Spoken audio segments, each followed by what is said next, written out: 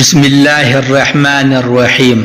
جس گھر میں رات کو سونے سے پہلے یہ ایک آیت پڑھی جاتی ہے وہاں رزق کے فرشتے بوریاں بھر بھر کر لاتے ہیں۔ یقین نہیں آتا تو پڑھ کر دیکھ لو۔ آج کا جو میرا وظیفہ ہے یہ وظیفہ جس گھر میں بھی کیا جاتا ہے، یعنی جس گھر میں بھی رات کو سونے سے پہلے یہ سورہ مبارکہ پڑھی جاتی ہے وہاں رزق کے فرشتے بوریاں بھر بھر کر لاتے ہیں۔ یقین نہیں آتا تو آپ لوگ پڑھ کر دیکھ لیں، پھر ہی آپ کو اس وظیفے کی طاقت کا اندازہ ہوگا۔ قرآن پاک جو ہے یہ اتنی مبارک کتاب ہے، یہ اتنی پیاری کتاب ہے کہ قرآن پاک میں شفا کے نسخے بھی ہے۔ ہر طرح کی بیماری، چاہے کوئی بھی بیماری ہو تو قرآن پاک میں شفا کے نسخے بھی ہے، اور ہر طرح کے معاشی پریشانیوں کا حل بھی موجود ہے۔ جس طرح آج کل لوگ آپ کو پتہ ہے طرح طرح کی پریشانیوں کا شکار ہے، ایک پریشانی ختم ہو جاتی ہے تو دوسری شروع ہو جاتی ہے، تو قرآن پاک جو ہے اس میں ہر طرح کی معاشی پریشانیوں کا حل موجود ہے۔ اگر آپ کا دل چاہتا ہے کہ آپ لوگ اپنے اللہ سے باتیں کرو تو قرآن پاک کھول کر پڑھ لیا کرو۔ خوش قسمت ہوتے ہیں وہ لوگ، خوش قسمت ہوتے ہیں ان کے گھر جن گھر میں قرآن پاک کی تلاوت ہوتی ہے اور وہ لوگ ہر روز قرآن پاک پڑھتے ہیں۔ میں اپنے تمام ویوز کو، اپنے تمام سبسکرائبر کو کہنا چاہتا ہوں کہ بے شک ایک رکوع بھی روزانہ پڑھو، ایک آیات بھی روزانہ پڑھو، تو قرآن پاک کو روزانہ پڑھا کرو۔ یقین جانو زندگی گزارنے کے ایسے ایسے حالات رہنما اسے فتح لگے گے کہ آپ لوگ حیران رہ جائے گے۔ جو چیز آج اتنے 100 سالوں کے بعد بتا رہی ہے، آج سے کئی 100 سال پہلے قرآن پاک میں وہ چیز موجود ہے۔ تو پھر ہمیں زندگی اگر گزارنی ہے تو کیوں نہ اس طریقے سے گزاریں۔ دنیا کی جتنی بھی بڑی بڑی کتابیں ہیں وہ سب اس کے مقابلے میں کچھ بھی نہیں ہے۔ قرآن پاک سب سے بہترین کتاب ہے اور ہر پہلو پر اس میں روشنی ڈالی گئی ہے۔ چاہے کوئی بندہ قرض میں ڈوب چکا ہے، قرض میں غرق ہو چکا ہے، اسے سمجھ نہیں آتی کہ اس کا قرض کس طرح ادا ہوگا، تو وہ بھی قرآن پاک کے سورہ کوثر کو پڑھ لیا کرے۔ اسی طرح کچھ اور سورہ مبارکہ ہے، سورہ اخلاص ہے، سورہ رحمان ہے۔ کسی کو بری نظر لگ چکی ہے اور اس کے اثرات ظاہر ہونا شروع ہو گئے ہیں، گھر میں پریشانیوں نے ڈیرے ڈال رکھے ہیں، تو وہ بھی سورہ فلق اور سورہ ناس کو پڑھ لیا کرے۔ ہر مسئلہ ختم ہو جائے گا، ہر طرح کی پریشانی ختم ہو جائے گی۔ بری پیسوں کی ضرورت ہے تو وہ بھی انشاءاللہ آپ کو پیسے بھی مل جائے گی۔ اس وظیفے سے غریب بھی ہے تو وہ مالدار ہو جاتا ہے۔ جو لوگ اکثر کہتے رہتے ہیں کہ وظیفوں سے کچھ نہیں ہوتا، میں تو وظیفے کر کر کے تک گیا ہوں، تو میں ان کو کہتا ہوں کہ پلیز ایک دفعہ اس وظیفے کو اپنے زندگی میں شامل کر لو، اس وظیفے کو کرنے کی عادت بنا لو، پھر دیکھنا کہ آپ کی زندگی کی مشکلات کس طرح ختم ہوتی ہے، پھر دیکھنا اللہ پاک کس طرح آپ کو عطا کرتا ہے۔ جن کے اوپر کروڑوں کے حساب سے قرض ہے وہ بھی اس وظیفے کو کر لینا، انشاءاللہ اس وظیفے سے مشکل ختم ہو جائے گی۔ آئیے اب وظیفے کے جانب چلتے ہیں۔ کرنا آپ نے اسی طرح سے ہے کہ سب سے پہلے وضو کر لینا ہے۔ یہ وظیفہ آپ مغرب کے بعد بھی کر سکتے ہیں اور عشاء کے بعد بھی کر سکتے ہیں۔ عشاء کے بعد بھی نہ کر سکے تو سونے سے پہلے اس کو ضرور کر لیا کرے، یعنی کہ جو 3 اوقات ہے مغرب کے بعد بھی اس عمل کو کر سکتے ہیں، کیونکہ مغرب کے بعد جو اسلامی کیلنڈر ہے اس کے مطابق دن ختم ہو جاتا ہے، یعنی تاریخ شروع ہو جاتی ہے۔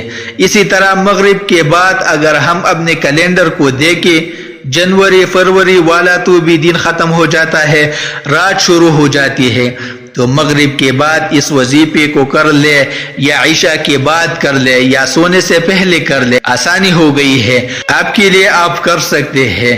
اس وظیفے کی شرط یہ ہے کہ اس کو مکمل یقین کے ساتھ کیا جائے اور مکمل یقین کے ساتھ دعا مانگی جائے، پھر آپ اس وظیفے کے اثرات دیکھے گا۔ سب سے پہلے آپ نے وضو کر لینا ہے، 11 مرتبہ درود ابراہیمی پڑھ لینا ہے، اللهم صل على محمد وعلى آل محمد كما صليت على إبراهيم وعلى آل إبراهيم إنك حميد مجيد. اللهم بارك على محمد وعلى آل محمد كما باركت على إبراهيم وعلى آل إبراهيم إنك حميد مجيد. اب نے اللہ سے دعا کر لینی ہے، میرے اللہ میرے اوپر تنگ دستی ہے، محتاجی ہے، رزق کی کمی ہے، یہ کر لینا. آپ نے ایک مرتبہ سورہ واقعہ پڑھ لینی ہے، صرف ایک مرتبہ سورہ واقعہ قیامت کا نام ہے، کیونکہ اس کا ہونا یقینی امر ہے، نہ اسے کوئی ٹال سکے نہ ہٹا سکے، وہ اپنے مقرر وقت پر آ کر ہی رہے گی. حضرت ابن مسعود رضی اللہ عنہ سے روایت ہے کہ رسول اللہ صلی اللہ علیہ وسلم نے ارشاد فرمایا، جو شخص ہر شب میں سورہ واقعہ پڑھتا ہے وہ کبھی بھی فاقے کی حالت کو نہیں پہنچتا. حضرت ابن مسعود رضی اللہ عنہ اپنے لڑکیوں کو حکم دیا کرتے تھے کہ وہ ہر شب میں یہ سورت پڑھا کرے. البتہ کوئی مخصوص وقت حدیث میں منقول نہیں ہے، اس لیے رات کو مغرب یا عشاء کے بعد جس وقت بھی سورہ واقعہ کی تلاوت کر دی جائے حدیث میں مذکور فضیلت حاصل ہو جائے گی. جب آپ ایک مرتبہ سورہ واقعہ پڑھ لیں تو پھر اپنے اللہ سے دعا کر لینی ہے. اللہ پاک آپ کے لیے رزق کے دروازے کھول دے گا. اللہ پاک آپ کو وہاں سے دے گا جس کا آپ نے سوچا نہیں ہوگا. یہ وظیفہ بڑا ہی مجرب عمل ہے. اس وظیفے سے ایسی جگہ سے آپ کو رزق ملے گا کہ آپ لوگ سوچ بھی نہیں سکتے. میرے اللہ پاک سے دعا ہے کہ اللہ پاک آپ لوگوں کی مشکلات کو ختم فرمائے، آپ کی ہر پریشانی کو ختم فرمائے، آپ کے رزق میں آپ کی روزی میں بہت زیادہ اضافہ ہو. جو بھی آپ وظیفہ کرتے ہو، جو بھی عمل کرتے ہو، پوری یقین کے ساتھ کیا کرو. انشاءاللہ پھر وہ وظیفہ یا جو عمل آپ کرو گے اس سے آپ کو بہت فائدہ ہوگا. دعا اللہ پاک سے فریاد کرنے، اس کی انعام کی مستحق ہونے، اس کو راضی کرنے اور بخشش و مغفرت کا پروانہ حاصل کرنے کا نہایت آسان اور عمدہ ذریعہ ہے. دعا مانگنا حضور صلی اللہ علیہ وسلم کی پیاری سنت الکریم کی نیک بندوں کی عادت در حقیقت عبادت بلکہ مغزی عبادت ہے، اور خطا کار بندوں کے حق میں اللہ پاک کی جانب سے ایک بڑی نعمت اور سعادت ہے. بندے کا مانگنا خالق و مالک جلالہ کو بہت پسند ہے، جیسا کہ اللہ پاک ارشاد فرماتا ہے، میں دعا مانگنے والی کی دعا قبول کرتا ہوں جب وہ مجھے پکارے. اللہ پاک نے ہمیں دعا مانگنے کا حکم دیا ہے اور ساتھ ہی دعا کی قبولیت کی نوید بھی سنائی ہے. اللہ پاک سے دعا کی قبولیت کی شرط یہ ہے کہ دعا کے وقت انسان کو چاہیے کہ پاک صاحب ہو اور قبلہ روح دو زانوں بیٹھ کر عاجزی کے ساتھ دعا مانگے. اہم چیز کی دعا سے پہلے کوئی نیک عمل مثلا صدقہ وغیرہ کرے اور دعا میں اس کا اس طرح ذکر کرے کہ اے اللہ میں نے محض آپ کی رضا کے لیے فلاں نیک عمل کیا، آپ اس کی برکت سے میری دعا قبول فرما لیجئے. دعا کی ابتدا و انتہا اللہ تعالیٰ کے حمد و ثنا اور نبی کریم صلی اللہ علیہ وسلم پر درود سے کرے. دعا اخلاص کے ساتھ کرے، یعنی دل میں یہ یقین ہو کہ اللہ تعالیٰ کے علاوہ کوئی ہمارے مقصد پورا نہیں کر سکتا. میرے اللہ پاک سے دعا ہے کہ اللہ پاک آپ لوگوں کی مشکلات کو ختم فرمائے، آپ کے رزق میں آپ کی روزی میں بہت زیادہ اضافہ ہو.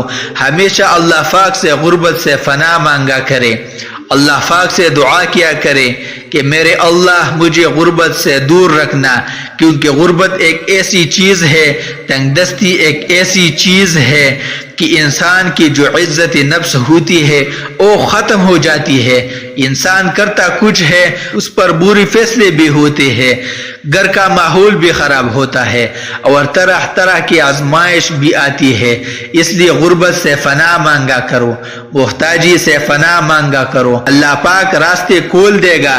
اس وظیفے کو زیادہ سے زیادہ لوگوں کے ساتھ شیئر کرنا تاکہ لوگ یہ سورہ واقعہ کا یہ عمل کریں اور اس سے بہت سے زیادہ فائدہ حاصل کریں۔ اپنا اور اپنے اہل خانہ کا خیال رکھے گا۔ اللہ کے 99 ناموں میں سے ایک نام ضرور کمنٹ کرے۔ اگلی ویڈیو تک اجازت دیجیے گا۔ اللہ ہم سب کا حامی و ناصر ہو۔ اللہ حافظ۔ السلام علیکم ورحمۃ اللہ۔